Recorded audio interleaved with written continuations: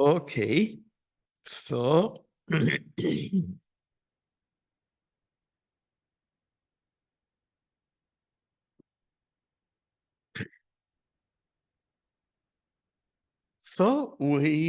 would like to begin this explanation with a brief introduction to the aesthetic behind this kind of art, the aesthetic theory or the philosophy of art on the basis of this type of art.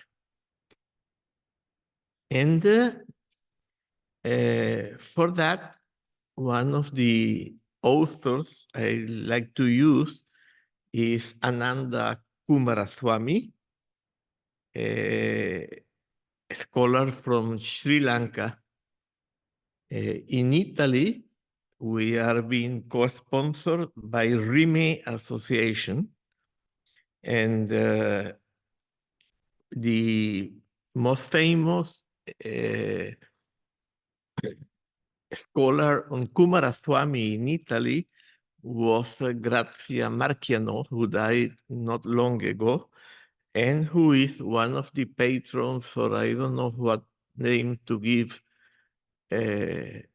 of Rime Association, Jamseling. And in general, this type of art it has very vivid colors, and the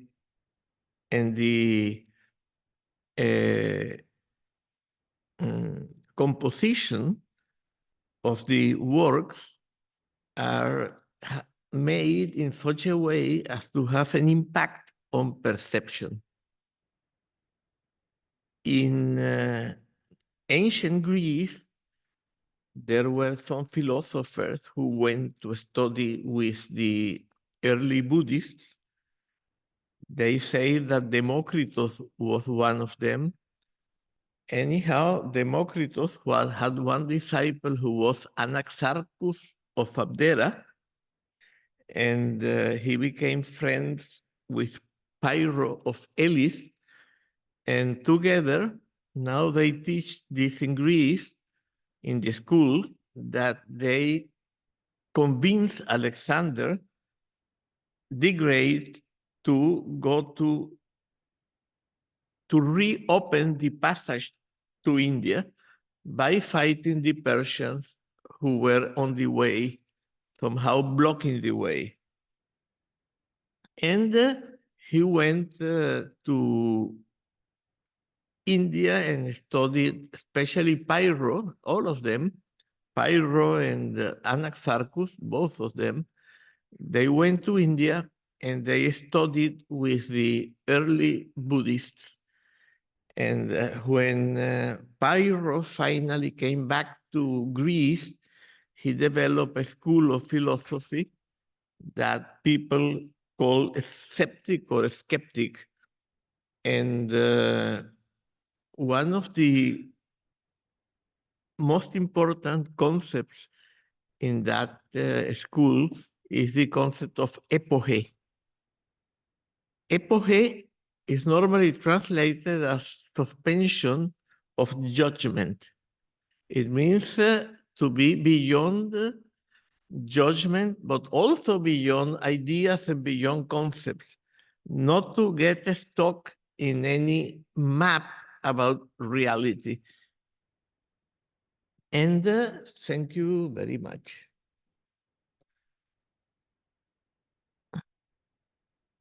There is a mint tea in this one. Okay, we can put this tea. Mm-hmm. We can put some here.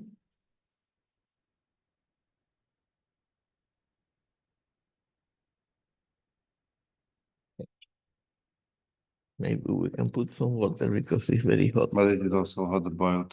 So okay, no problem. You're right. Okay, then in the context of art, we could speak about the aesthetic epoche. Pyrrho, or in general, the Greek skeptics, they didn't consider this aesthetic epoche. But the aesthetic epoche is something that is induced by certain type of art that suspends your judgment. When you see it, it's so impressive and it changes your dimensionality and is so full of very bright colors and so on that all judgment stops and you get absorbed in a condition which is a condition of wonder, a condition of the extreme of that condition is what the Dzogchen teachings call kunji or kunji lungmaten. And it's a condition in which there is no duality, there are no thoughts, concepts, ideas, judgments whatsoever. There is absolutely nothing like that. And you are totally taken over by this huge, striking impression, which blows all your concepts away and takes you to another dimension. And that could give you also a kind of, could serve as an analogy for the awake condition, even though it's not the awake condition. In the Dzogchen teachings, it's a condition to be avoided. Yet it's used because in the Dzogchen teachings, we use the syllable pet, as Rinpoche used it regularly for direct introduction. And that induces a condition of kunji. And that kunji is samsara, is passive samsara, is potential samsara, not active samsara. But on the other hand, is very useful for discovering Rigpa because after it manifests, there will come a cognitive capacity, a cognitive capacity will arise that will want to know that. And when that happens, if instead of knowing that kunji as object, which would lead us into a formless absorption, which is part of samsara also, we notice or turn back towards the awareness, we have just a reason in order to be aware of that. Then it's like the subject-object duality could short circuit. And then we are no longer in a simple condition of absolute wonder and marveling, but we are in the condition of Rigpa, which makes the true condition of reality and ourselves evident. So, in general, this is one of the elements of Tibetan art. But it's not the only element because Tibetan artworks are also didactic. They also have a message. They also teach us something. So, for example, 1 second. Okay. Yeah. Kumaraswamy, he said that primordial art, well, I call it primordial art, he didn't, was simultaneously visionary, contemplative, and didactic. And the visionary aspect is a function of the aesthetic epoche, this this suspension of aesthetic judgment. So you go beyond like and dislike into this condition of wonder, and then that condition you could use to discover the Rigpa that arises to be aware of that. The awareness, the capacity, knowing capacity that arises in order to notice that. Also, Kumaraswamy noted that in this primordial art, connotation and denotation, being and signification, message and medium coincide. So I think one of the most interesting examples of Tibetan art is the art of mandalas. So let's see if we find here an example.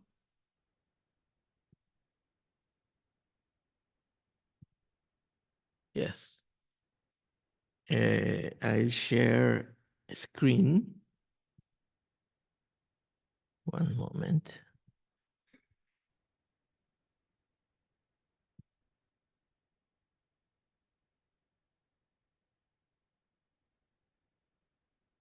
Okay.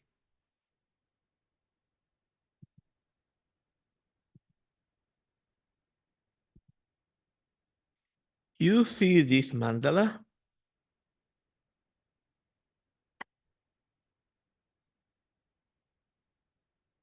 A mandala has mainly three regions or three areas, which are the center.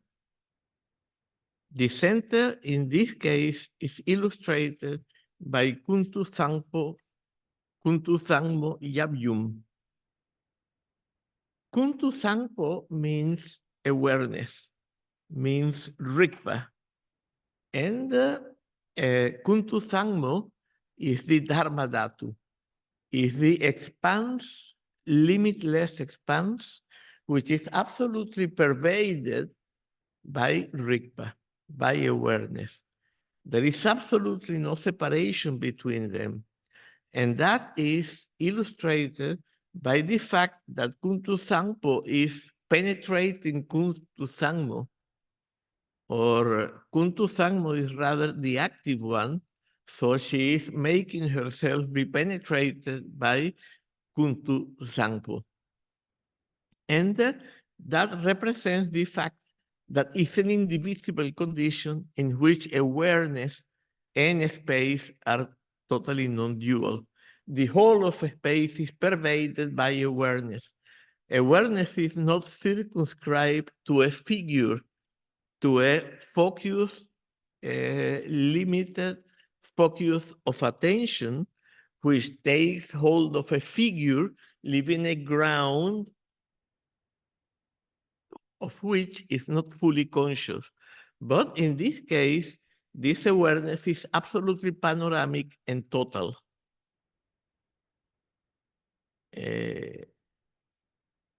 Okay, so I want to give this explanation here. Yep.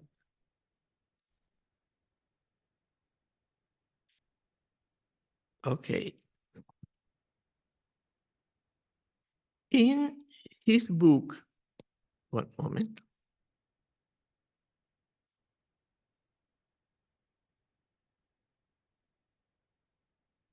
In his book, Die Kunst Tibets, Heinz E.R. Martin classified Tibetan paintings into 4 categories, which were 1, visionary, 2nd, mandalas, 3rd, contemplative, and 4, didactic. To me, this is absolutely reminiscent of the classification Jorge Luis Borges gave in the Chinese encyclopedia, yeah, that he explained in one of his works. Because among these 4 categories, 3 are indeed common characteristic of much of Tibetan painting, and only 1 indicates one of its varieties. It so happens that Tibetan painting, which is one of the most outstanding examples of the non-duality of connotation and denotation, is in its entirety in its entirety and in a simultaneous manner, visionary and didactic, as well as in a large number of cases, contemplative. Then some of the paintings that share the above characteristics are mandalas. So that classification by Martin is absolutely useless. Yeah.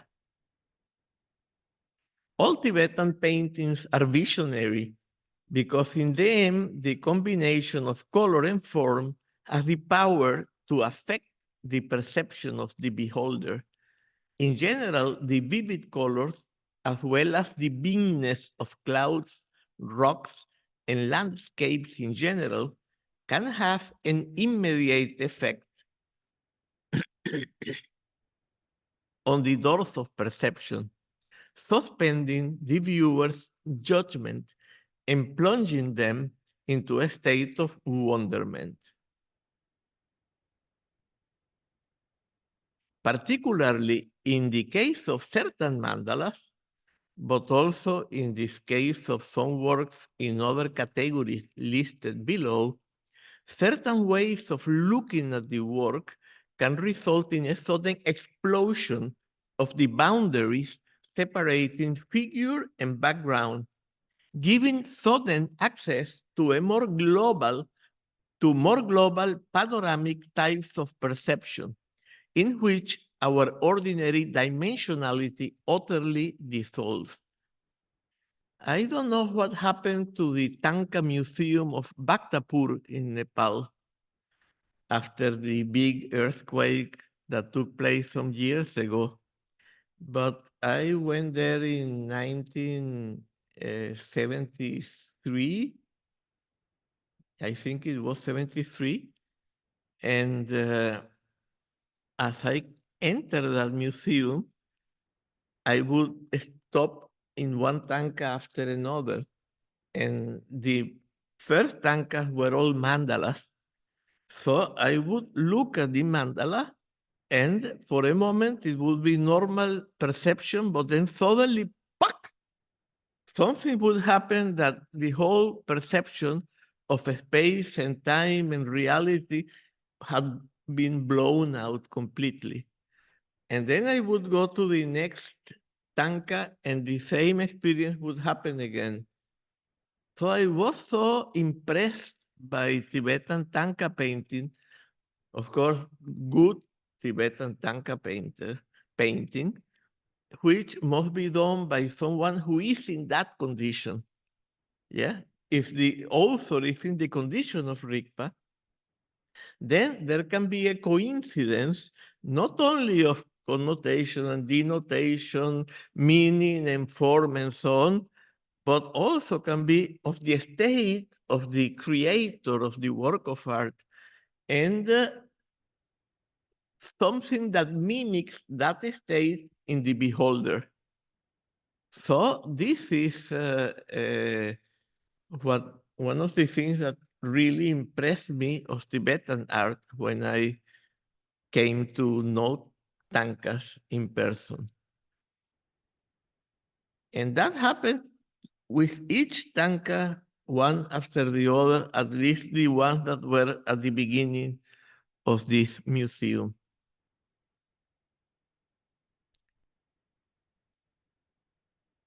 All Tibetan paintings are didactic as they illustrate the teachings of the Dharma.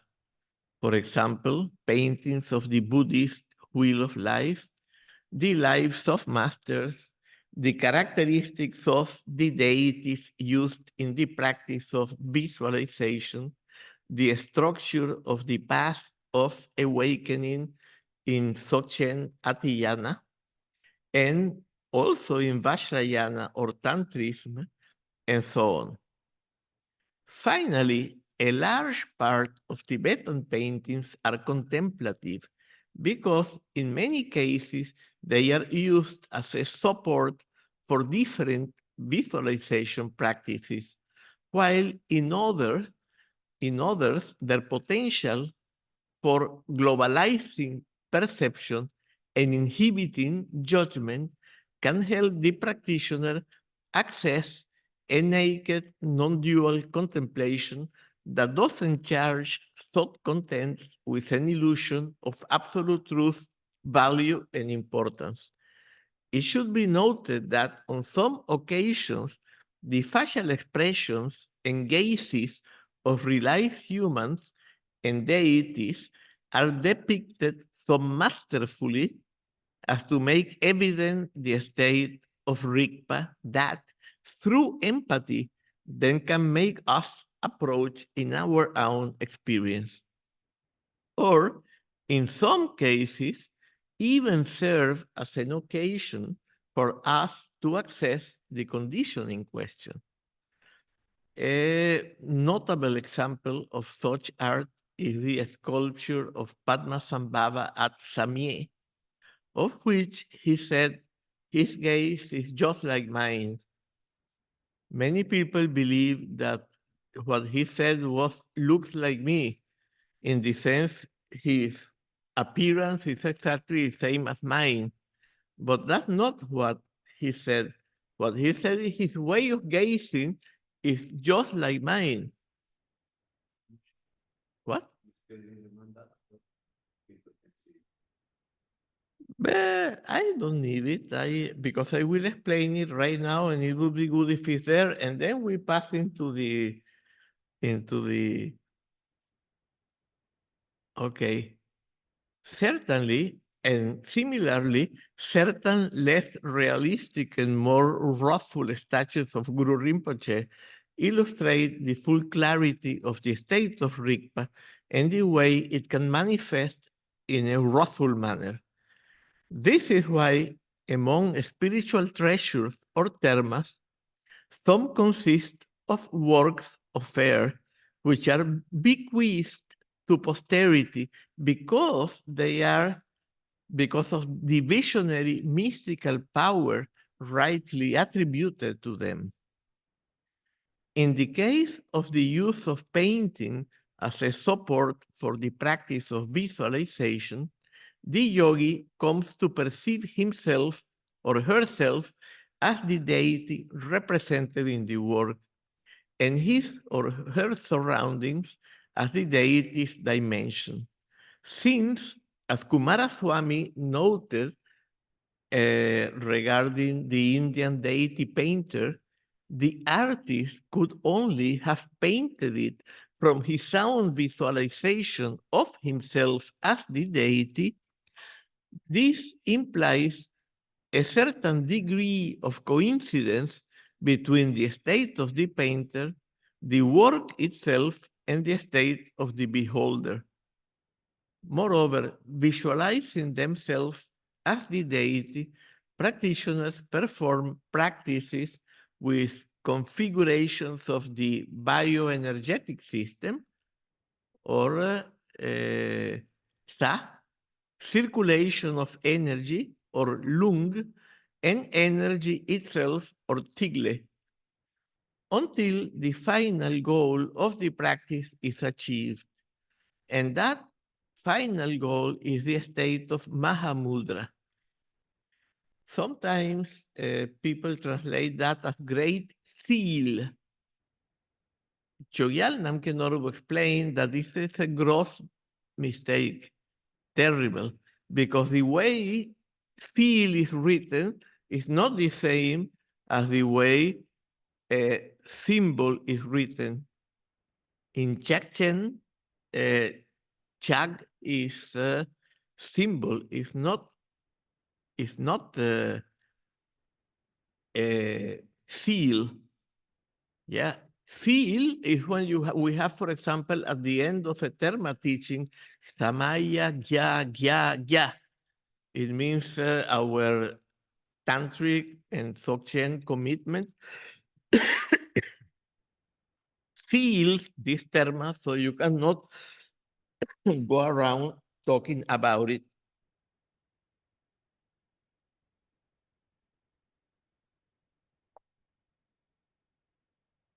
Openly, because it's secret and protected. And Chempo, normally translated as great, Chogyal Namkhai Norbu says that great can be greater or less great. So he proposes that we translate it as total and not as great. So Mahamudra means total symbol. It's a condition in which all is symbol and there is no concrete reality to which this symbol refers. There is absolutely nothing concrete in that dimension. All is a symbol which doesn't stand for something else, but just for itself, for the symbol itself. And you are in this state of total symbol in which there is absolutely no perception of a concrete reality. In the ideal case, that as the phrase na devo dewam archayet prescribes, there was an error in that phrase. The artist has made the work from this same spiritual level. So if the above takes place, there can be an absolute coincidence between the state of the beholder of the work and that of its creator. And as we have already seen, the same happens when the beholder, thanks to the visionary power of the work, and above all, to his own skill in practices such as Dzogchen, gains access to the state of Rigpa, from which the author should ideally have created the work. Returning to this visionary character of Tibetan art, I will resume. We must say that it's not like Goethe in conversation with Eckermann. He said, sell all your knowledge and buy wonder. Yeah, no, that's not the point. Wonder is Kunji.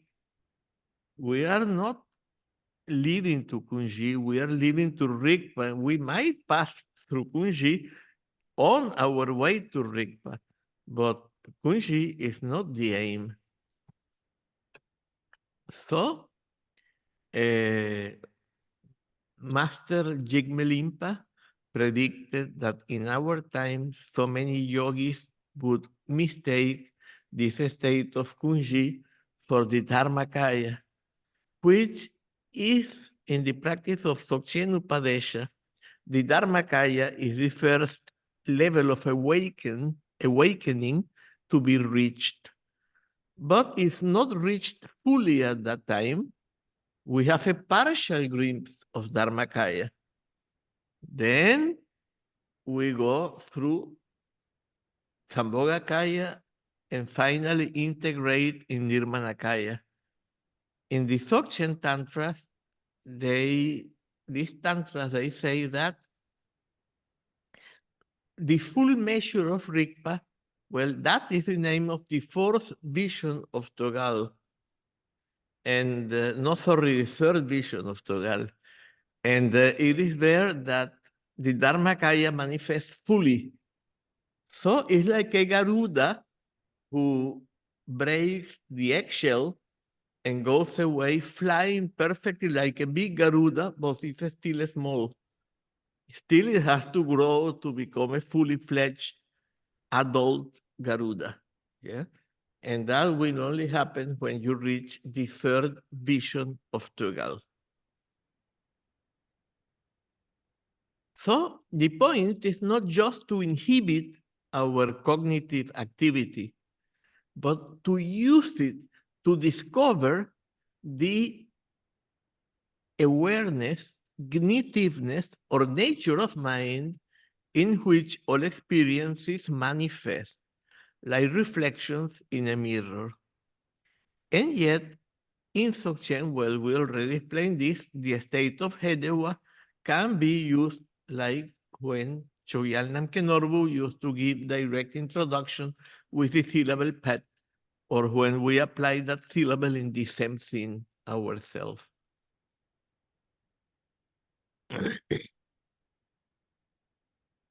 So this is the reason why Tibetan traditions don't ask us, as Goethe advises, to sell our knowledge in order to buy wonder, and also why Tibetan art can be at the same time visionary, contemplative, and didactic. These traditions, and in particular Dzogchen, teach us how to employ wonder and, in general, whatever states and experiences of particular intensity may manifest themselves, not in order to remain in the experience itself, but in order to obtain the disclosure of primordial, non-dual, non-conceptual ignitiveness or awareness, the nature of mind in which all experiences and states manifest themselves. As we have seen, since the purest visionary art arises from the state of Rigpa, it is when the above occurs that the spiritual state of the creator could coincide with that of the spectator. Consequently, a classification of Tibetan painting far more correct than Martin's would be, well, this is complicated and maybe you are not so interested in these details, and you will get the text because we are sending it. So this section of classification can be done either according to material or medium or according to format.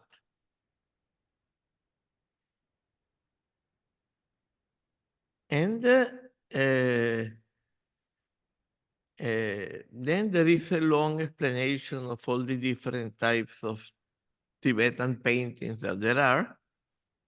And then the classification on the basis of content. Mantangpa's treatise, 15th century, prescribes 8 aspects in which the figures can be presented, which are Nirmanakaya of monastic style, Sambhogakaya of palace style, with manifold arms and legs like Samvara, Bodhisattvas, goddesses of pleasant appearance, wrathful deities, Kinnara beings, Shravakas or listeners of the Hinayana, and Pratyeka Buddhas or solitary realizers, also of the Hinayana. Although Mangtampa has bequeathed us the treatise regarded as definitive, from which it is not considered permissible to deviate, I think here is necessary to provide a broader classification which takes into account the general character of the work. A tentative classification of this kind might be: first, mandalas, which are always painted, but can also be made of colored sand for initiation, for transmission. Yeah.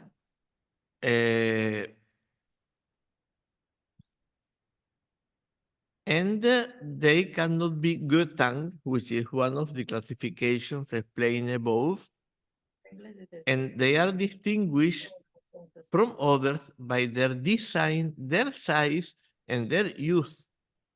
The second is Nirmanakaya Buddhas. Third is Dhyani, Sambhogakaya Dhyani Buddhas. Then Primordial Buddha or Adi Buddha, which is the representation of Dharmakaya.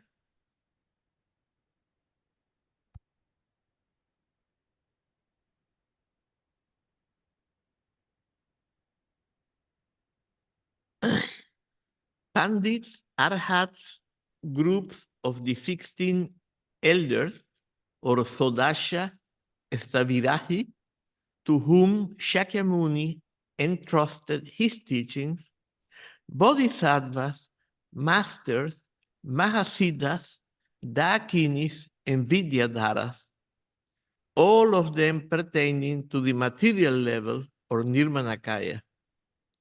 Then we have refuge trees of the various traditions, illustrations of events of sacred history, such as important deeds and dissemination of teachings by the various types of masters grouped in section 4 of this classification, images of the various religious kings of Tibet, and scenes from their lives, stories of Shakyamuni's previous incarnations according to the Jataka stories in the Jataka Mala, the 12 acts of Shakyamuni's life, etc. Then we have also assembly of the 42 peaceful and 58 wrathful deities. Then other meditation deities, which include the bodhisattvas, one second, the bodhisattvas, the devas or devatas, the dakinis, and the dakas, etc. All of them of the Sambhogakaya, and all of whom may be either peaceful, wrathful, or joyous, the joyous in sexual union. Then we have deities in their palaces in their respective pure lands, such as those of Amitabha, Avalokiteshvara, and Padmasambhava, in the case of the Pema family. Then guardians or Dharma palace, illustrations of Buddhist teachings, such as the Wheel of Life, esoteric world universal maps, often referred to as cosmic mandala,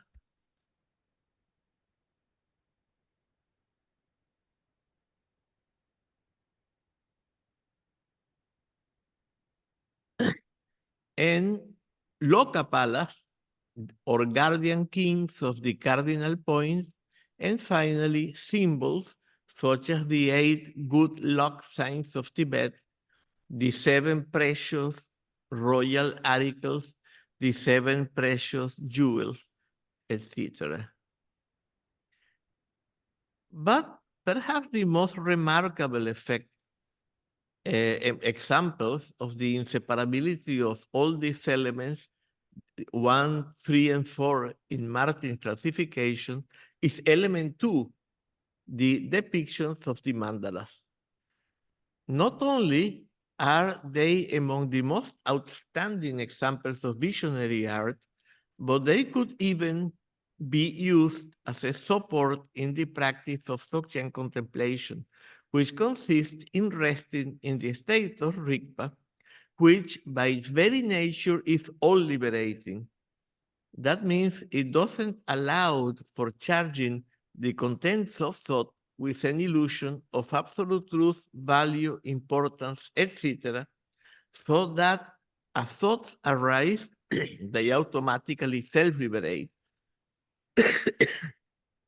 At the same time, mandalas are didactic, for as will be seen below, they are maps of the process of awakening and above all, of the way in which this process unfolds in the practice of Dzogchen. Jung, for example, he realized that the center of the mandala represented a state of non-plurality and non-duality. And he also realized that his patients would hallucinate or dream of mandalas very often. And why was that?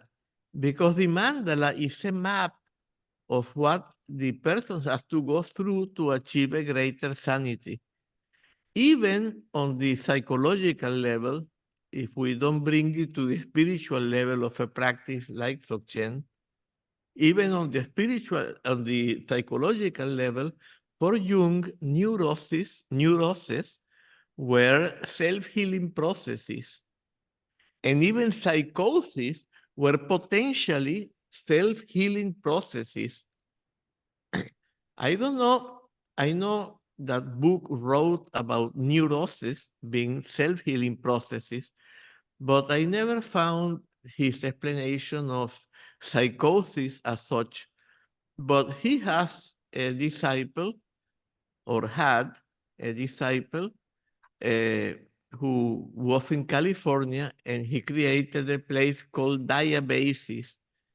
And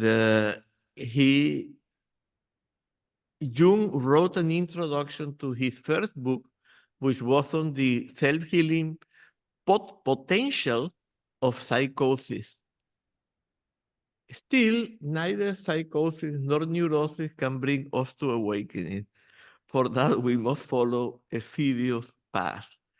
But they can result, if they are not interfered with, in a condition far more whole than our ordinary condition, and far more sane than our ordinary condition.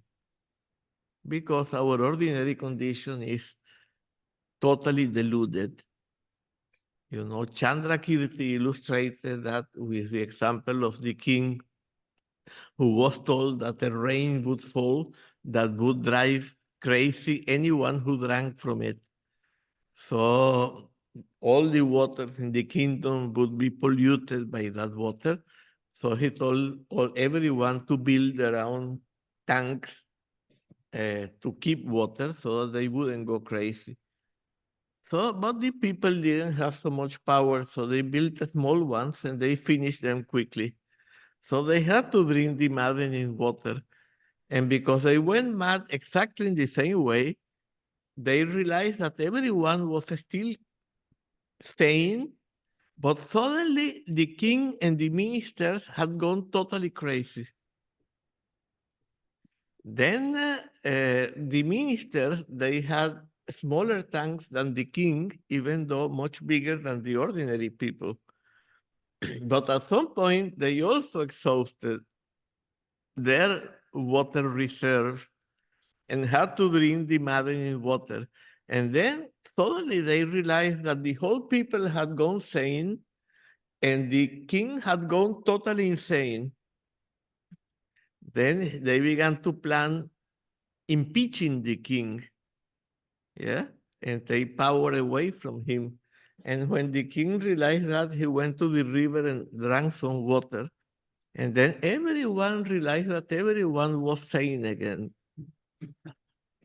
That's our samsara is like that, yeah. Bias. What? The cultural bias. The what? Cultural bias. Yes. Well, more than that, it's total madness. Yeah. It's so mad that we developed this project of conquering nature to make an Eden, a technological Eden, and we destroy nature and ourselves by so doing. I mean, there is no better proof of how crazy we are.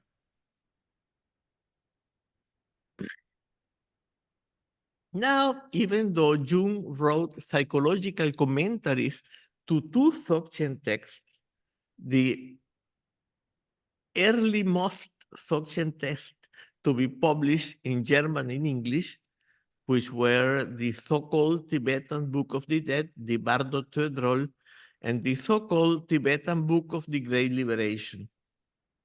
But of course, he didn't fully understand the manifold levels of meanings of the mandala, especially in the Dzogchen teachings.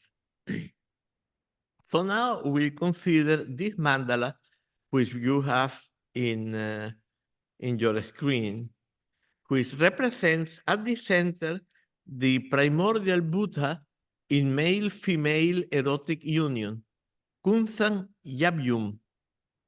Then between the center and the periphery, in an abyss of circular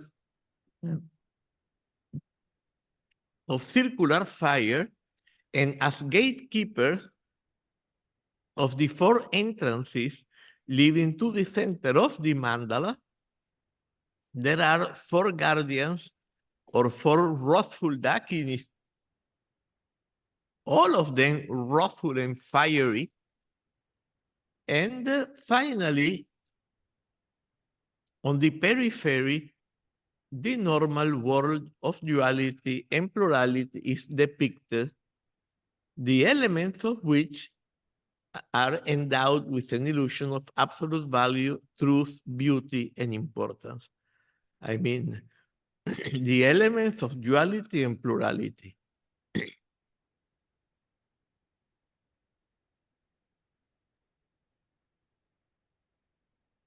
So here we have that mandala. The central figure is the Adi Buddha, or primordial Buddha, which represents the indivisibility of our primordial awareness or ignitiveness and the space in their non-duality. Their non-plurality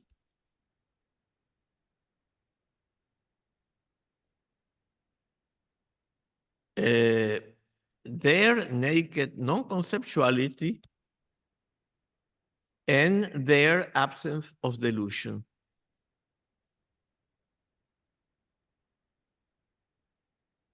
So I have to send you this new text, which is slightly corrected. I found many errors that I didn't correct, so that you send it to all the participants.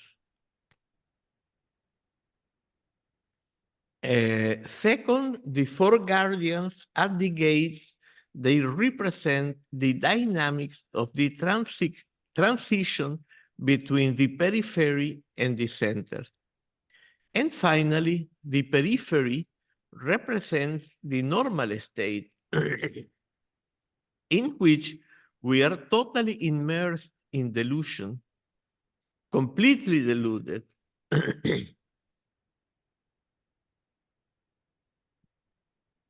since we are both confused and confused about the fact that we are confused, we regard our judgments and perceptions to be essentially correct. We have this twofold confusion. We are confused about the nature of reality and confused about the fact that we are under that confusion. So we take that as the true condition of reality. If we consider these three zones of the mandala as stages on the Dzogchen path, which in the Upadesha series of Dzogchen teachings are traversed through the successive practices of Trekchö and Tögal, they can be explained as follows.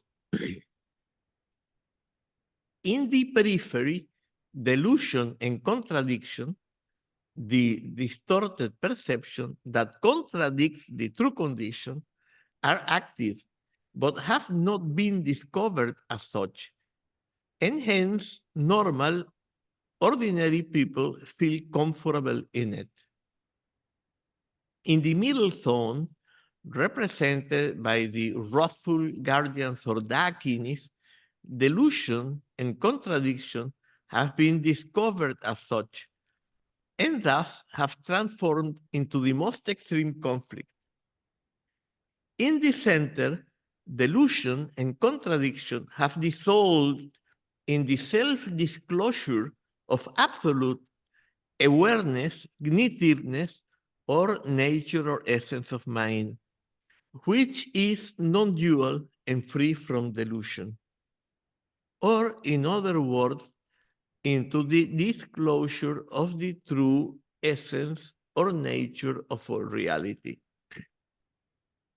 The Tibetan term Jilkor or Kilkor, Chogyal Namkhai Norbu used to say Jilkor, a central Tibetan would say Kilkor, Kampas say Jilkor, which translates the Sanskrit word mandala, means center periphery, and thus corresponds exactly to the dynamic represented by the mandala. The dynamic in question can easily be understood in terms of the etymology of the Sanskrit term as explained by the Tibetan master Pema Karpo. He was a Drukpa Kagyu master of whom Chogyal Namkhai Norbu is recognized as a tulku. And Manda means essence, the absolute universal essence, while La means to accept. That's what Pema Karpo explained. The dynamic of the mandala enables us to overcome the fear and rejection that the state represented by this center inspires in those living on the periphery. Although once in the center, there is no longer either acceptance or rejection. For the illusion of a separate perceiver agent who can accept or reject their experience has disappeared. So now we consider the periphery as a stage of the past. Our charging thought contents with an illusion of absolute truth, value, and importance in combination with the concealment mechanisms of the human psyche, cause normal people possessed by delusion, whose experience constitutes the periphery of the mandala, to take as absolute truth their illusion of being a separate substantial ego and their experience of the world as a conglomerate of equally substantial and separate entities.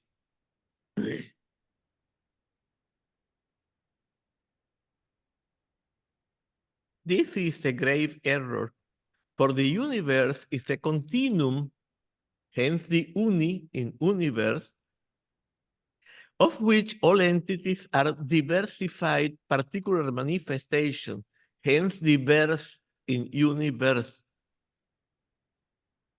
In terms of current physics, the universe is the single four-dimensional energy continuum posited by Einstein, or the non-dimensional implicate order free of space-time and therefore of any division conceived by David Bohm, or the single energy field with manifold dimensions and forces, the latter as manifestations of the one energy proposed by superunification theory, etc.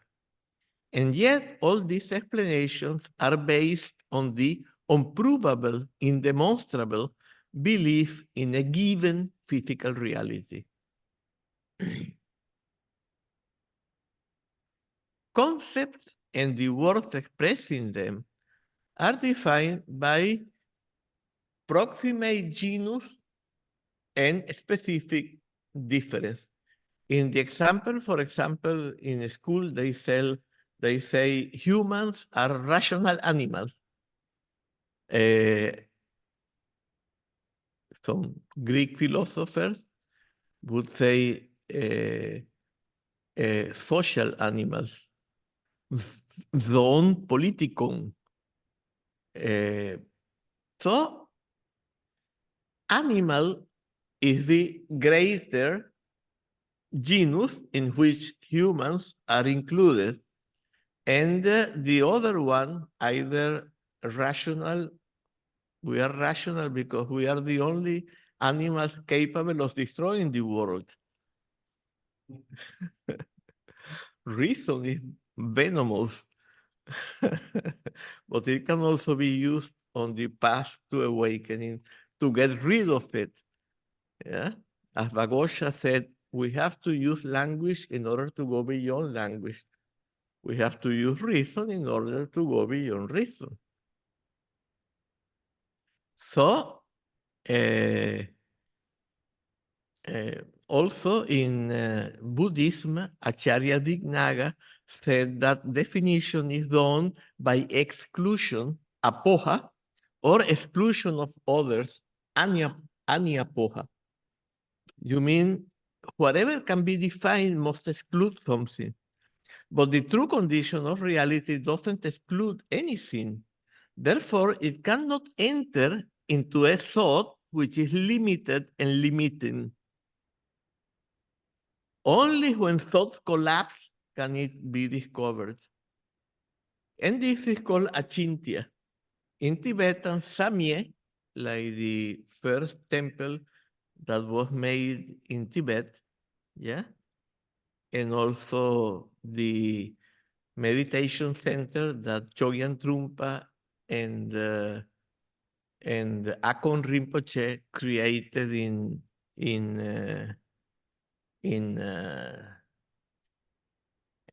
Scotland.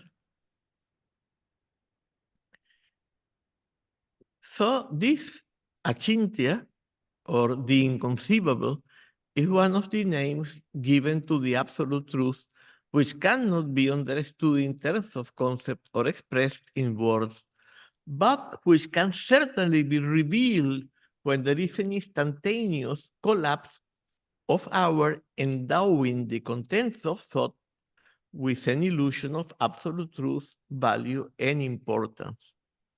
And hence the illusion of a mental subject inherently separate from its subject that results from endowing the threefold directional thought structure called Trimandala, which posits a subject, an object, and a relation between them that could be experience, knowledge, thinking, or action, etc., endowing them with an illusion of absolute value, truth, and importance.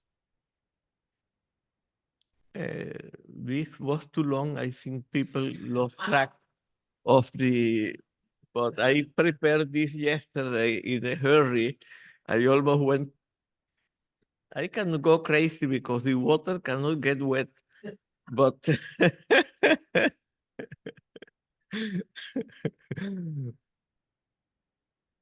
but I almost went crazy, beyond craziness.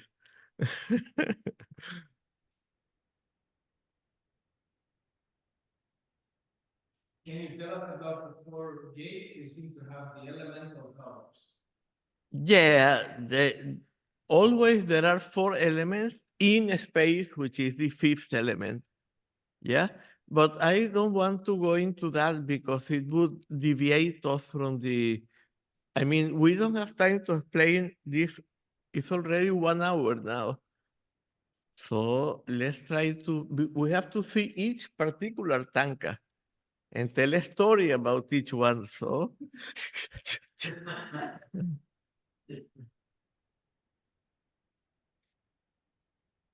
okay, in other words, this Trimandala, when we charge it with an illusion of truth, importance, and value and absoluteness, give rise to the subject-object duality as something absolute. And then we experience the world as external, and that is the root for the potential to turn that duality into antagonism and produce what Gregory Bateson called conscious purpose against nature at the root of ecological crisis.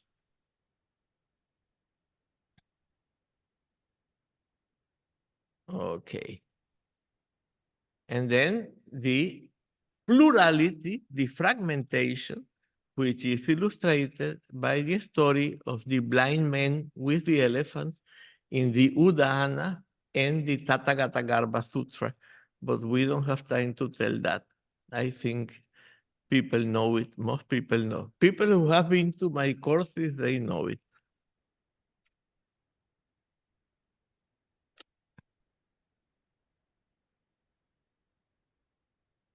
So in the condition represented by the periphery of the mandala, we experience the fragments our consciousness singles out and abstracts from the universal continue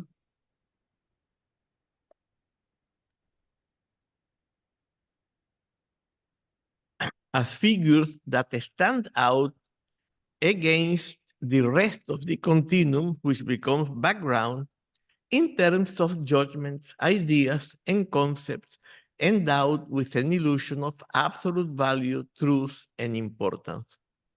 Endowing our judgments, ideas, and concepts with this illusion causes us to mistakenly take these fragments for intrinsically separate entities and to believe that their true essence is the concept in terms of which we understood them, thinking that this experience of multiplicity conveys to us the true nature of the universe. This is a manifestation of the essential delusion whose emergence and early stages of development gave rise to the fall of humanity, like in the biblical fall, and which has progressively unfolded as the present cycle has unfolded. And now we are in the Kali Yuga, in the most extreme development of delusion. As we have seen repeatedly, this delusion has reached its reductio ad absurdum. This is a very word like it takes to make people, what is this? Reductio ad absurdum is a logical procedure whereby you take a thesis and you draw all the consequences of that thesis. If any of the consequences contradicts this thesis, or two consequences contradict each other, that has refuted the thesis. Ecological crisis is the empirical, not theoretical, reductio ad absurdum of our condition, because it proves that we are totally crazy. And it makes it evident. People in the past didn't realize that we were all crazy. We were all like the people who drank the maddening water. But now, still people don't want to see how crazy we are. But it's evident. Ecological crisis proves that the state of mind at the root of the project of modernity was delusion. And it gave rise to total destruction. And unless we have a radical change in our psyches, we would destroy ourselves. Hence, the importance of practice. The normal individual who feels that his illusion of being a separate and substantial ego is well-founded and is experienced as absolutely true, is terrified of the insubstantiality of himself and of all entities that is represented by the center of the mandala. Thus, in the peripheral stage, the guardians of the four gates represent the terror of insubstantiality that prevents people from passing into the center of the mandala, a fear that is etymologically expressed by the word panic, because pan is totality. Normality is a state of a small space-time awareness, the axis of which is restricted, a very impermeable focus of conscious attention that is indispensable for us to regard our persons and all other entities as substantial, and for us to preserve our habitual self-image and our habitual sense of self. The increase in the energetic volume determining the scope of awareness in Sanskrit, Kundalini, in Tibetan, Tigle, but Tigle is not a translation of Kundalini, causes the individual focus of attention to widen and become more permeable, thus enlarging his or her space-time awareness, but it can in no case produce or cause awakening, which corresponds to the state of total space-time awareness. In the unprepared individual who clings to the illusion of substantiality,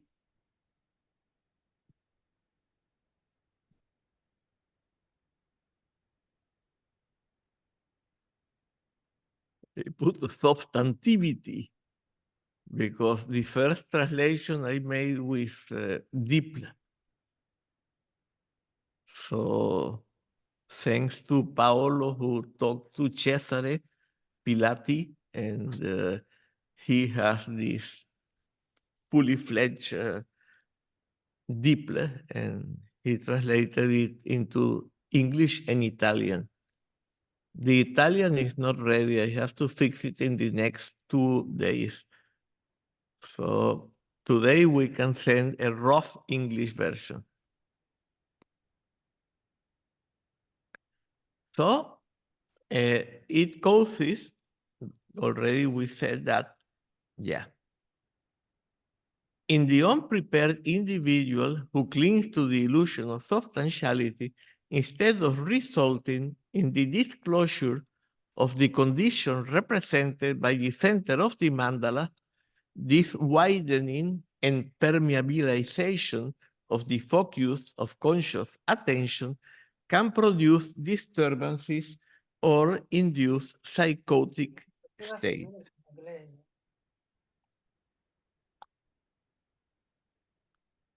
This we explained already. So when this focus of awareness expands and becomes more permeable, then it's very easy to fall into experiences of terror. Why? Because we are faced in substantiality, and we have an innate propensity to cling to our separate existence because we have to keep alive. But in Western society in particular, this is exponentially exaggerated because the West is terrified of death and dissolution. So the fear of insubstantiality is the fear of disappearing as a self, as an ego. And so this is very compelling. It's such a strong drive that if people are not well prepared, they will try to cling to the periphery, but their awareness is expanding. They cannot cling to the periphery anymore. And the boundaries of the focus of attention is becoming more permeable. So there is no way to cling to that. So for those in the periphery, the guardians represent the dread of insubstantiality, non-duality, and non-plurality represented by the center.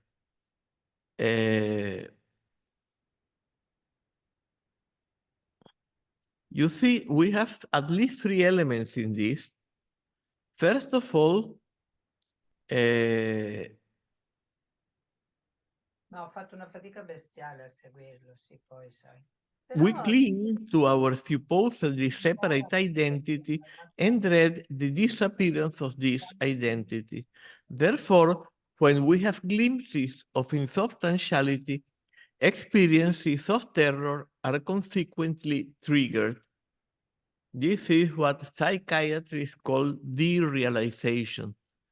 And Freud said in a polemics with Romain Rolland, he said that derealization was, well, derealization is terrible, but the Buddha is the totally derealized individual. So he would believe that the Buddha needs therapy. So that means Freud needs therapy, Buddhist therapy.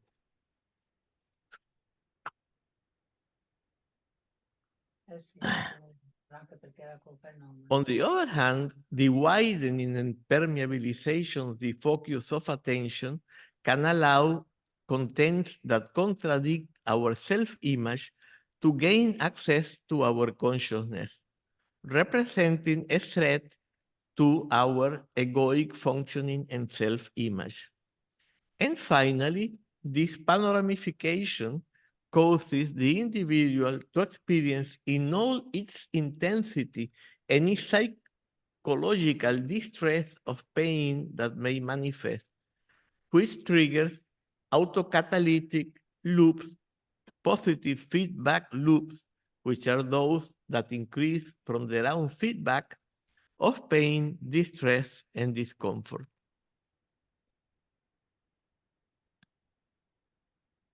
So now the intermediate state. An individual enters the intermediate zone when he or she can no longer cling to the delusion represented by the periphery and feel comfortable in it. Now, since delusion comprises a tropism, to cling to the illusions inherent in it, the discomfort in question causes the individual to cling more tightly to the source of that discomfort. A tropism is that which makes the sunflower turn towards the sun, or the baby go towards the breast of the mother, and so on. A tendency, innate tendency.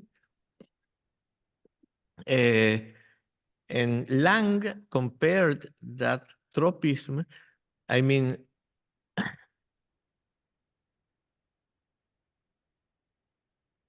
yeah, this causes the individual to cling more tightly to the source of that discomfort. Lang compared this, Ronald Lang, to what happens to someone who is leaning against a bus, and when the bus starts moving, clings to the bus bar. I think he was thinking of a double-decker in London, which has this, yeah, and which is the closest but also the most dangerous object. This tropism explains the autocatalytic process characteristic of the middle zone of the mandala, which leads the individual to a threshold level at which, if all the necessary conditions are in place, including knowledge of the relevant instruction and other favorable conditions, the tension inherent in delusion breaks and the center is entered. You know, if we have a rubber band, we pull it, pull it, pull it, pull it, but at some point it will reach its maximum resistance and it will snap. So in that moment, snap, la, la, la, la, la, la.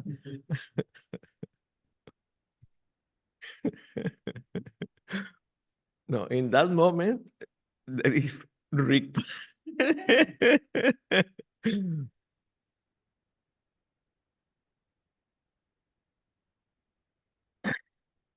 Okay.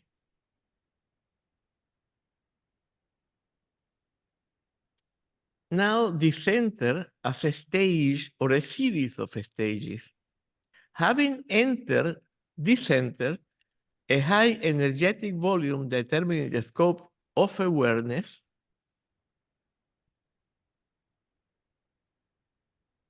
will keep the wrathful guardians or fierce darkness wide awake and alert, so that the moment the individual leaves the center, he or she does not fall into the tranquility of the periphery, which would allow the person to feel comfortable in delusion. The dynamics represented by the fierce guardians or wrathful darkness will trap them. and the ensuing agitation will function as a reminder for them to implement the instruction. Later, each time the individual leaves the center, if a high energetic volume determining the scope of awareness is feeding the wrathful guardians or fierce dakinis, the dynamics they represent will automatically and spontaneously push them towards the center. So that means when you begin to fall into delusion, into duality, an automatic mechanism will throw you back to non-duality. This is the Lundrup mandala of Dzogchen, the spontaneous mandala, not a mandala which is painted or created, or it's a mandala that is inherent in the human condition.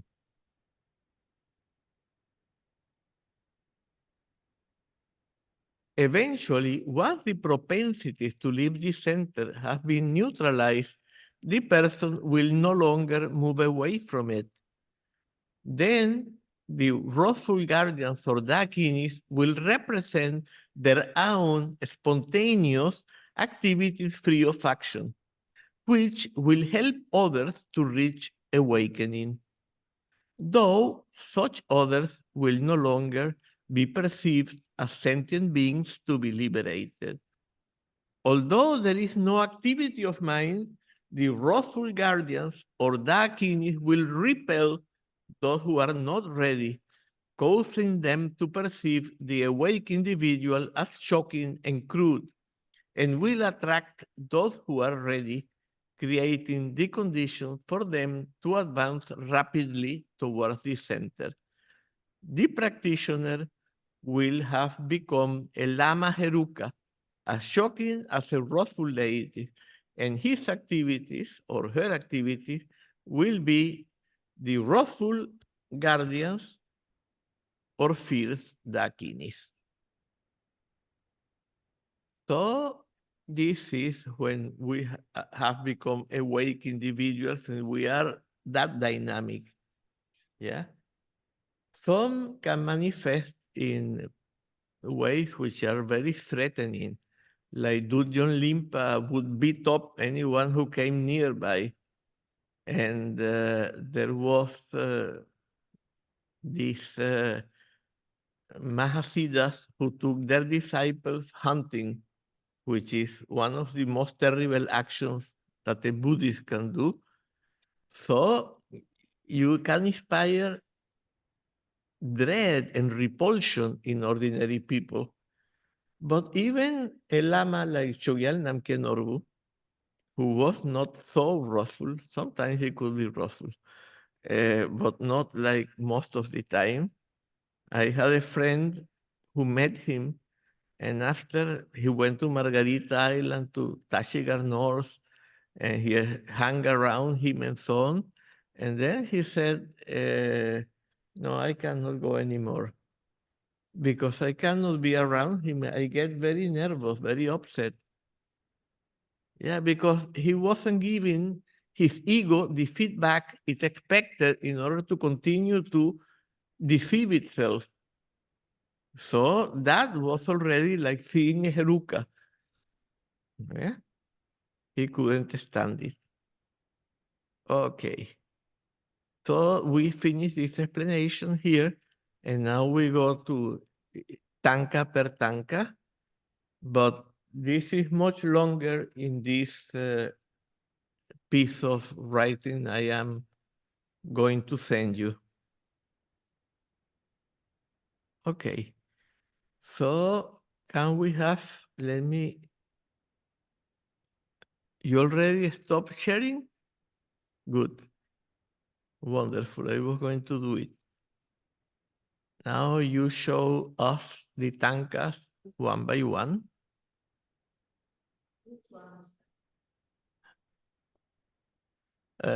You can begin by the centerfold.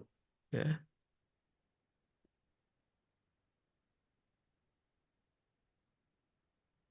We want to see it in the screen. I don't see. I see all the Thangkas at the same time, so I cannot see any of them. Oh, I don't know why.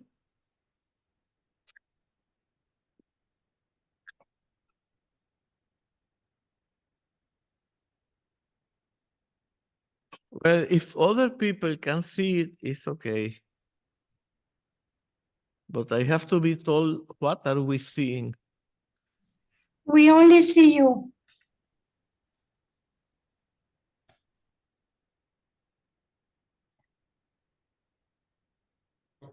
Okay. Now it's okay, thank you.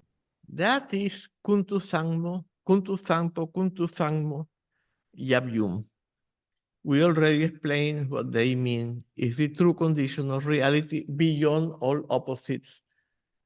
They manifest coincidentally in what the tantrics call yuganada, the coincidence of the opposites, or as the bishop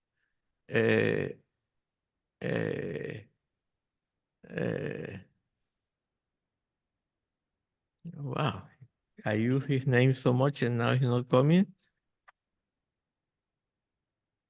Bishop of Brixel in Germany.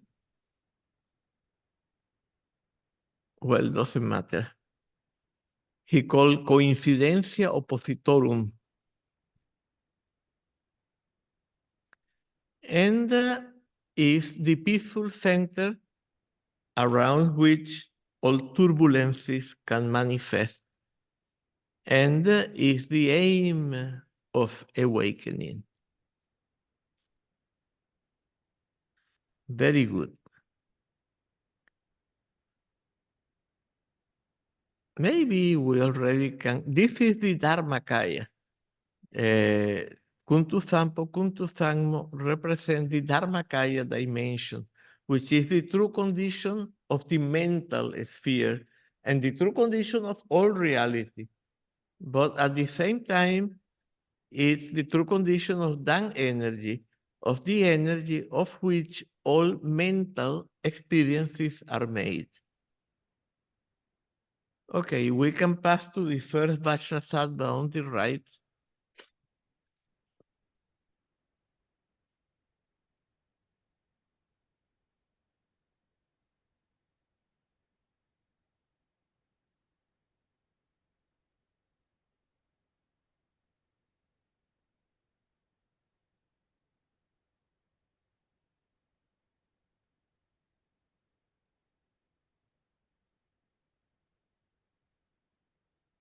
Okay. Can you? Yes. So this is Vajrasattva Yabyum, a very nice image. So this is the Sambhogakaya. You see, over and above this Vajrasattva, you have this Kuntu Sangmo, because the Sambhogakaya is an emanation of the Nirvana, of this Dharmakaya. And it comprises a visionary reality which is intangible, but is visible and is self-luminous. And also it involves a dynamic which can destroy delusion. And that's why this is used for the practice of Tögal. Yeah.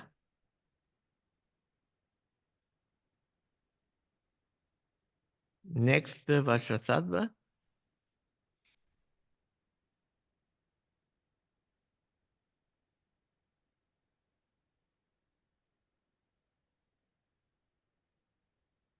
Vajrasattva, This is Vajrasattva, not Yabyum.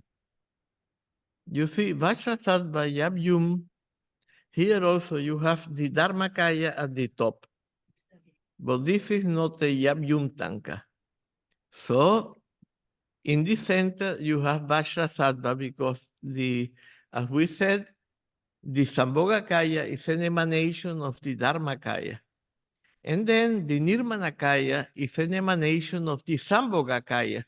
So you have Chogyal Namkhai Norbu at the bottom. So you see, the Dharmakaya emanates the Sambhogakaya, and the Sambhogakaya emanates the Nirmanakaya. And the example of Nirmanakaya for the Dzogchen community is Chogyal Namkhai Norbu. But neither of them is Yab Yum. None of them is Yab Yum. Because this is not that kind of representation of Yab Yum, but we can check next one. Okay, that is green Tara. Unfortunately, you cannot see it very well. No, I don't know if, I think that is blue Tara.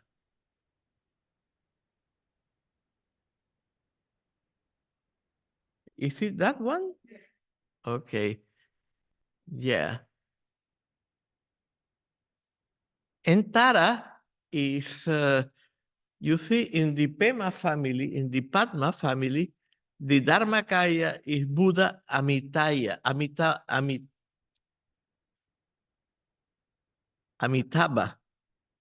And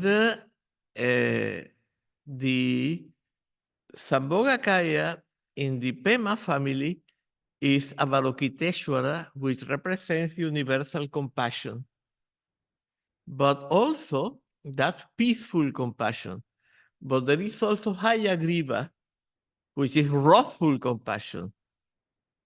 So you have in the Sambhogakaya, you have already peaceful and wrathful. The peaceful is Avalokiteshvara, and the wrathful is Hayagriva. Then the Nirmanakaya, for that is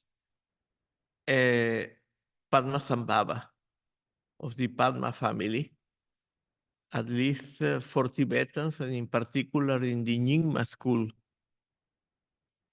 And there is a story about Avalokiteshvara, the Sambhogakaya, had managed to free all beings in samsara.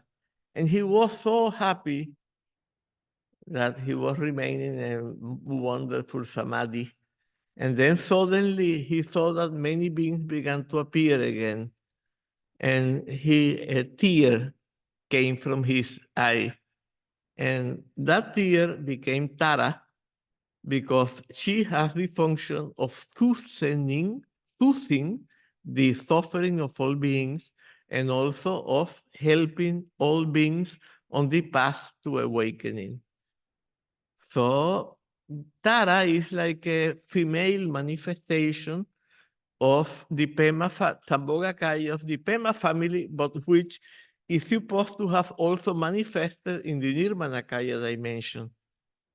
Another story of the origin of Tara is that she was born in a world system where there was only Hinayana.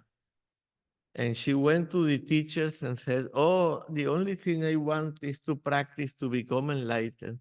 And in the Hinayana, they say that women cannot attain awakening in this life in a woman's body. You see, the Indo-European prejudices that the Brahmins embody also contaminated these Buddhist monks of the Hinayana. And they thought that way, even though Shakyamuni was one of the first two masters to accept women into the order. The other one was Mahavira, and the founder of the Jaina religion. And nonetheless, they had this idea. So they told her, well, what you can do is to create merits to be reborn in your next life as a male, and then you can become enlightened. And then she said, no. I will take the vow of never being reborn as a male and always work as a female for the awakening of all beings. So this is a little bit of the stories of Tara. Then you have white Tara, which is very much used for long life practice, green Tara for activities, and so on. This one was blue Tara. Now we'll have a green Tara, if we manage to find it.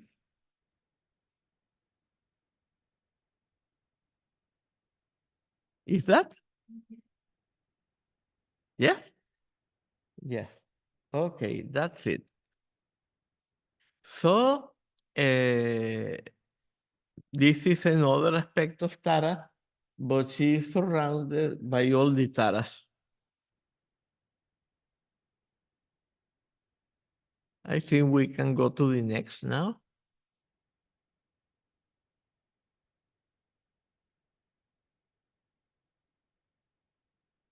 Okay, the next is this very nice Ekajati. And this Ekajati is the main guardian of the Dzogchen teachings. She has the purpose, the function of, she has no purpose. She has the function of not allowing people to remain in dualism. Yeah, her name Eka means one, and Jati means birth, because the Dzogchen teaching are the teachings for attaining full awakening in this lifetime, in a single lifetime. But she also has one eye, one tooth, one breath, because she doesn't allow dualism to manifest. She is this principle that makes, whenever dualism manifests, this principle makes it turn into conflict. And therefore, you cannot cling to dualism. So she is the great helper, but she is also, of course, a punisher. If people who follow the path don't keep their samaya, their tantric commitment, then Ekajati can destroy them. And you see, she has a heart on the left, I think. Yeah, I think so. She has a heart on the left.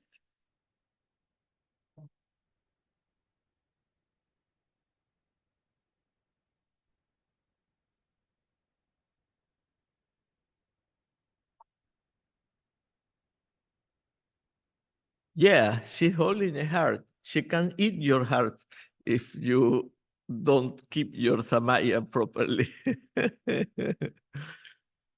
Sorry, but isn't that a lotus flower, actually? No, she breaks your heart. You can't break her heart.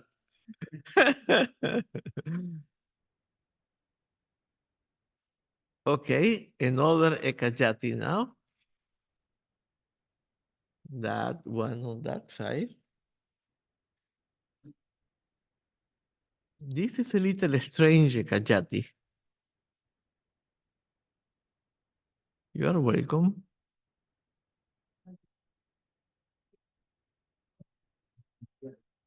A word of the two other figures at the feet of this Ekajati, perhaps? What? A word about the two other figures at the feet of this Ekajati? You worry about? A word about them? Oh, I cannot see them from here. I believe it's Rahula on the left and Gonpa on the right. Mm. Who do you say? Remember, I can't hear in this Gonpa. It's Rahula Uh-huh. and Gonpa. Okay, yeah. Those are the two other main guardians of the Dzogchen teachings. Yeah. Rahula, like Ekajati, is the principle of awakening that emanates this guardian. But Dorje Legpa was a very evil Gyalpo, one of those terrible beings who are creating problems for everybody. Especially they use them against the Dalai Lama and against, well, people who follow traditions that they don't like for some reason because of sectarianism. And he was subdued by Padmasambhava. So he's not an enlightened guardian by nature, but he is a guardian that was bound by Padmasambhava. How does that happen? You see, these beings in general are our own thoughts.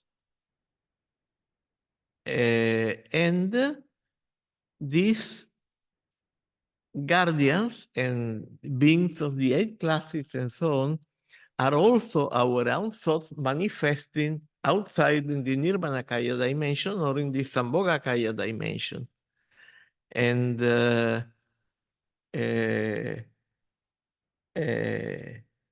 so Padmasambhava, when he went to Lhasa for the first time, he went to all the most terrible places in Tibet, all the worst charnel grounds, and he spent the night there. And the people would tell him, "Oh, sir, don't go there." Because that is a memory I had from Gaia, but forget it. I was going to the place where the Muslims were playing with swords in a day in which there are fights between Muslims and Hindus.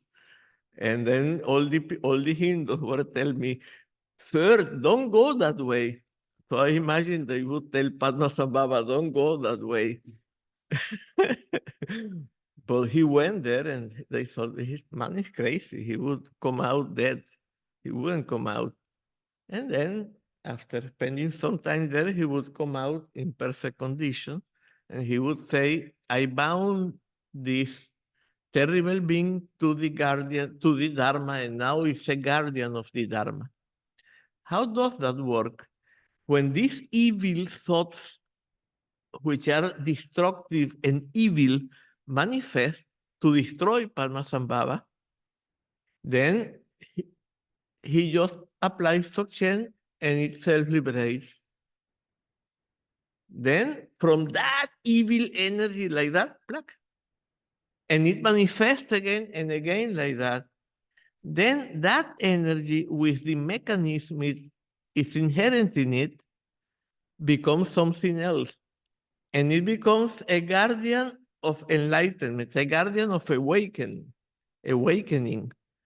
So it becomes the very opposite of what it was. And that is what happened to Dorje Legpa. And Mahakala, there are different Mahakalas. They have one that is a manifestation of awakening, but most of them were bound by Padmasambhava and so on. Okay, I think now enough of that one. This is the second that I have to say. We can take a look at that one, yeah. We have it? Oh, Very thin. because it looks different.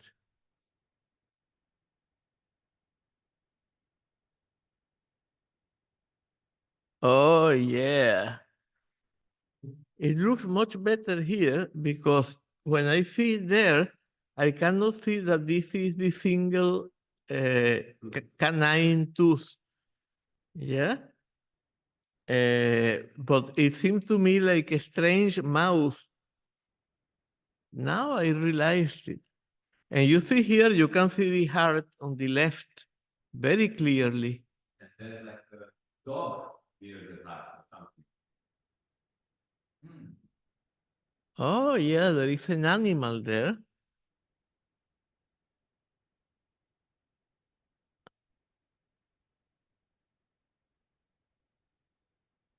I don't know, maybe that's a pig which represents ignorance and stupidity. Okay, we go to the next one. Which one?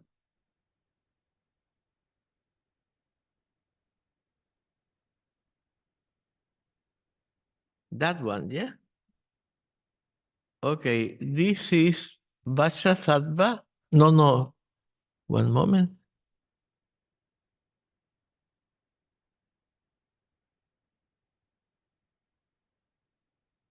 I think this is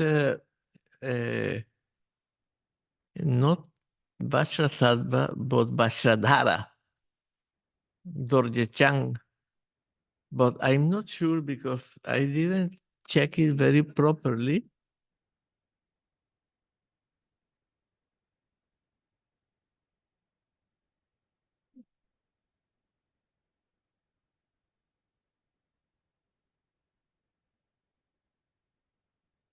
Yeah, I think this is Dorje Chang. It's a symbol of realization. Yeah. And then it has all these guardians below.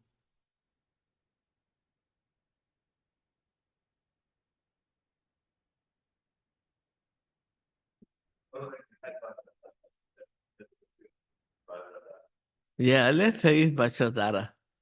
And Vajradhara is simple, the holder of the scepter.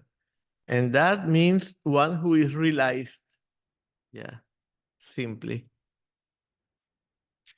Okay, we can go to the next one.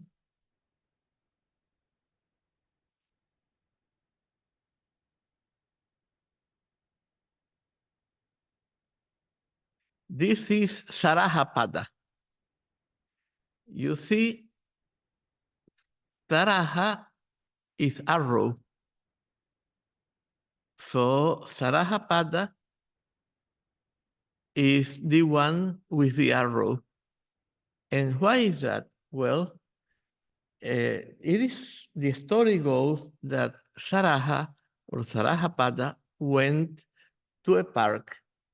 And in the park, he met some nice ladies, some nice young ladies, and they began to offer him wine. And he agreed to take the wine, even though normally he was not yet such a tantric practitioner or anything like that. But he accepted the wine. He understood that they had something to teach him. And then he experienced some special pleasures with these ladies. And then he asked them, how do you know these things? And they said, well, our mother told us. And who is your mother? She is the arrow maker, Dakini. And then they brought him to the arrow making Dakini, and she instructed him in the Dharma. So you see, this is one of the reasons why there are so many people making love or with their genitals exposed, or you can go by the details now. Oksana, please. On the other side, to this side, I mean, no, in the same one, but no, now we want to see the periphery, not the center. Zoom back. We want you to zoom back. More, back. What? That is the whole Thangka? Oh, yeah, here there are these people making love, yeah. Down there on the right of Saraha, our left. And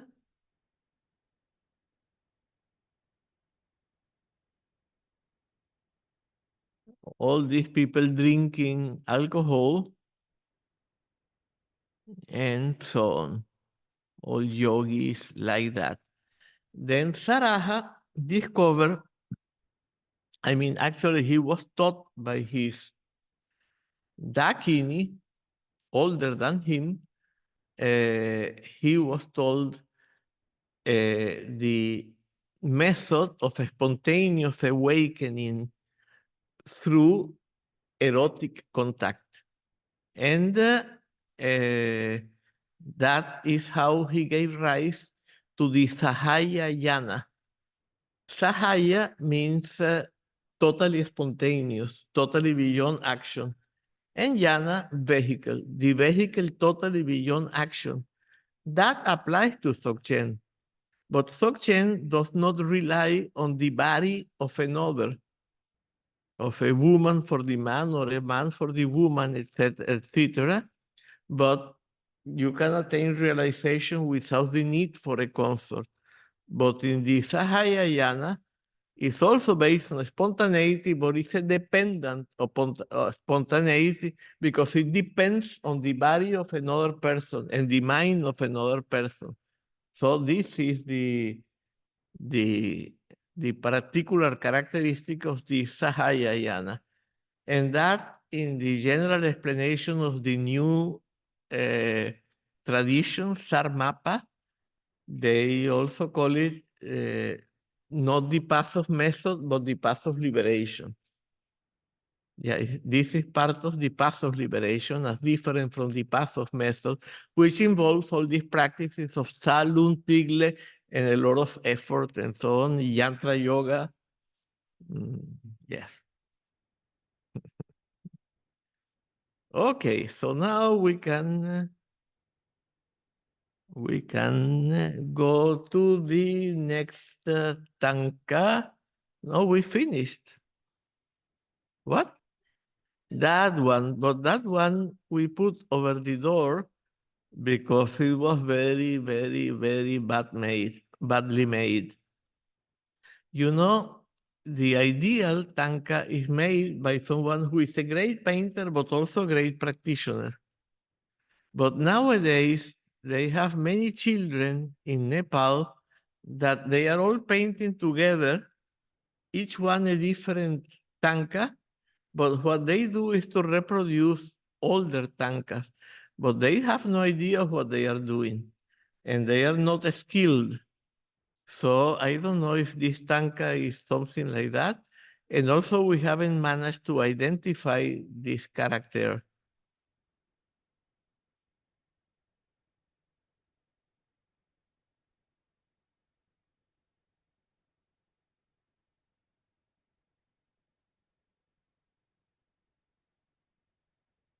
It could be even a representation of Buddha, maybe. A what? Buddha. You think? It had this, No, but Shakyamuni would never be like that. He was a good monk. this is a special. So once again, who is he actually? Now, also, it's a little wrathful. Shakyamuni is peaceful. If anyone from online can identify it, but maybe it's also an We offer fresh apricots. fresh apricots and plums, and even some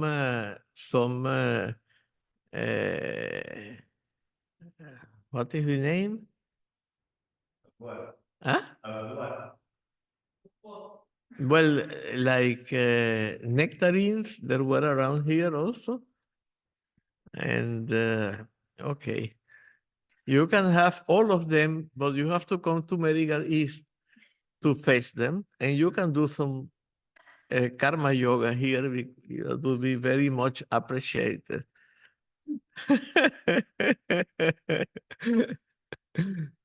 It's a paradise here. We are just by the beach. The weather is incredible. We can go to the beach. One side of the beach is for those who like to swim with dressed, and one side of the beach is for those who like to swim naked, like Untu Sangpo. And Kuntu Sangmo. Ah? And the center is the non-duality of. Ah. Okay, yeah, we have exactly time for questions. Hi, do you hear me? Yes? Do you hear me now? Yeah. Put the chat. Okay. Do you hear me?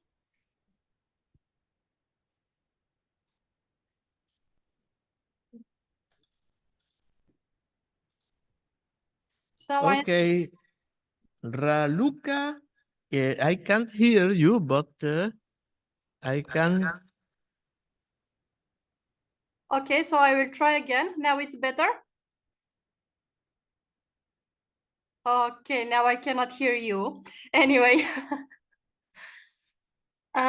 Yeah, so I had a couple of questions regarding your conference, and I would like to congratulate you for this all this base culture that you have acquired and willingness to share with us. And I just wanted to know, why do the Tibetan traditions work so much with visualizations, and they are so rich in symbols? Why is that? I mean, why can't they just can't pass it over?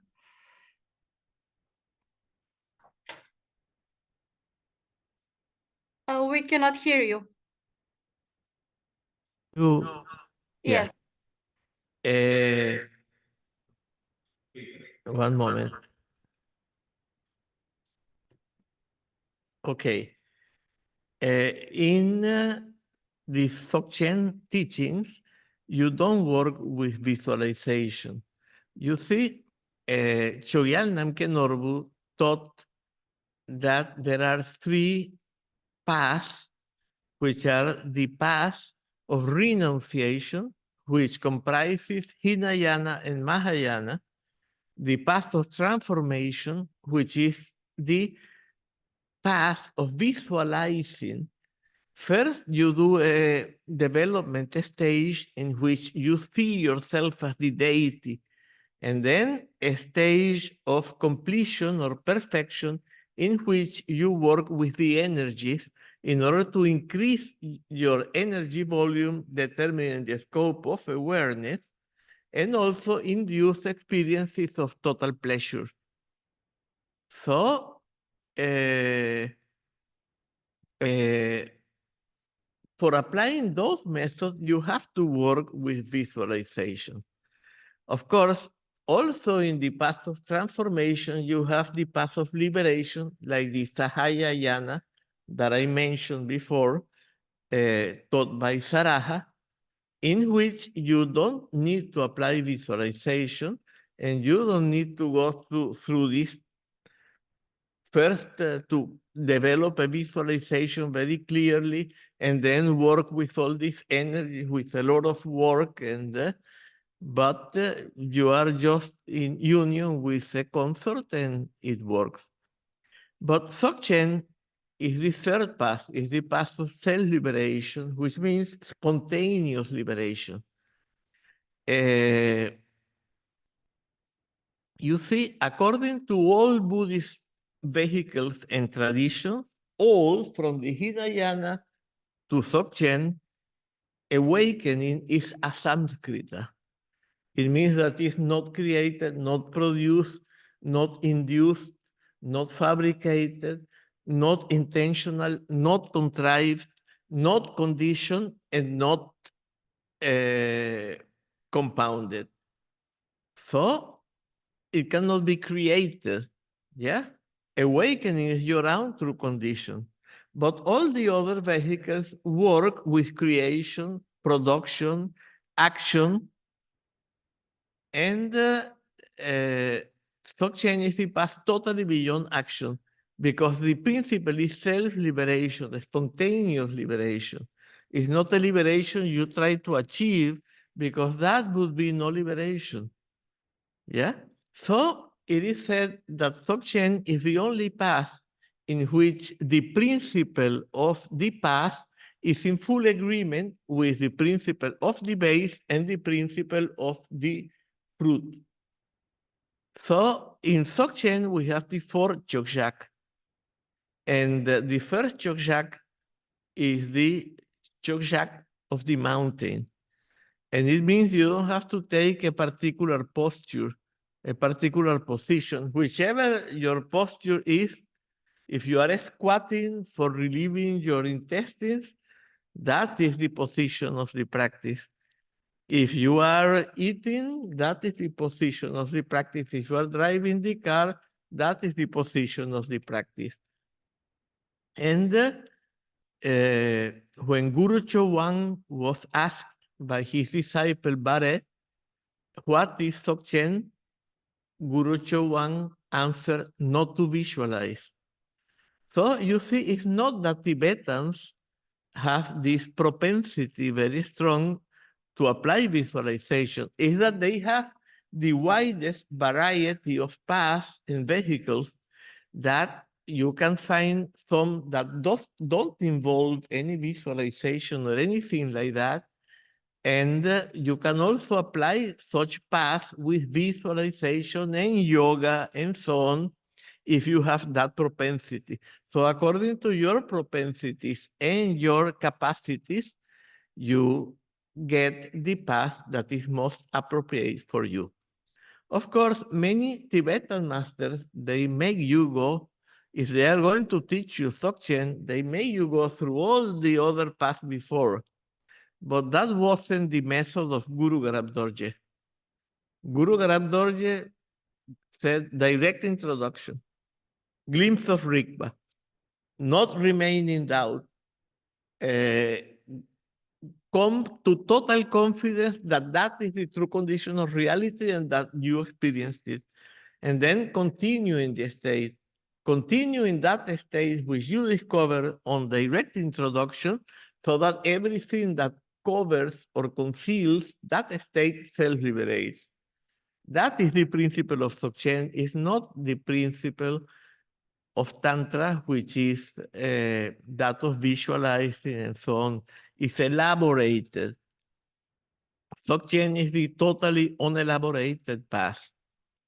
Also in Zen, they have this principle of Wu Wei, non-action.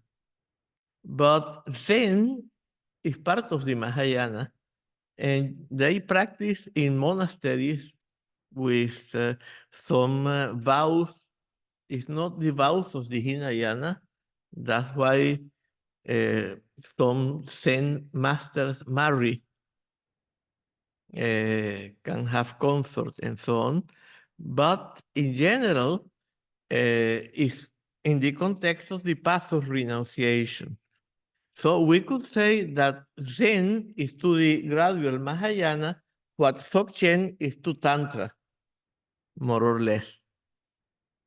Because they are the path of non-action with regard to a particular vehicle.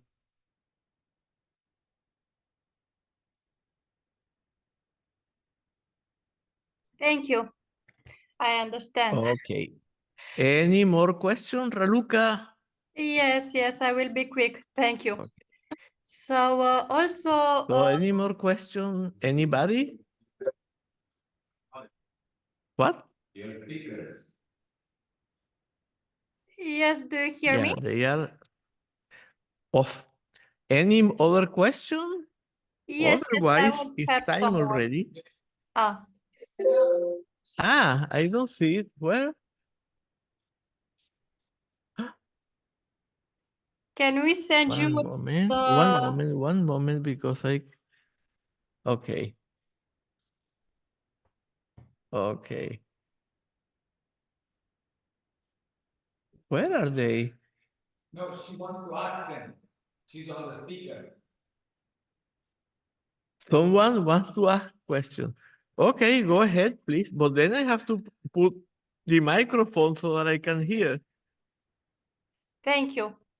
So yes, I still have some questions, but I suppose also other people have some questions. Can we just send an email to you or send to the organizers on the chat group?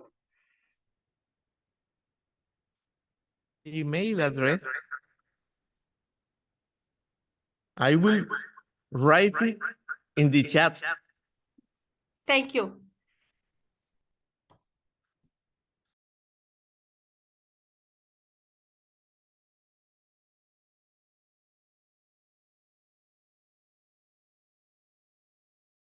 Questions are too long or the explanations required are too long, then maybe through email we can make an appointment to talk via WhatsApp or something like that, or Zoom or whatever. Thank you so much. Now I can hear, one moment. Okay. I was just thanking you. So Oh. I guess this is a good solution for all of us. You are welcome. Welcome, welcome, welcome, welcome.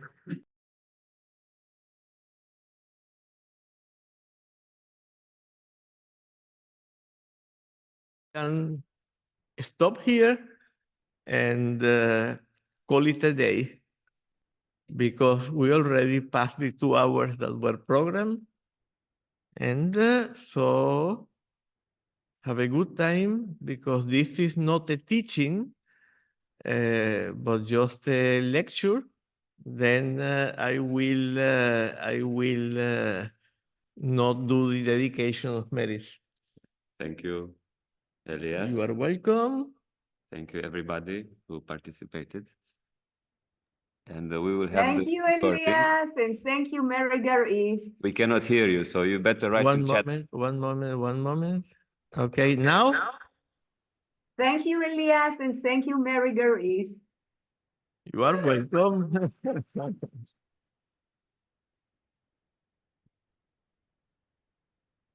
Okay, bye-bye. Bye. Bye-bye.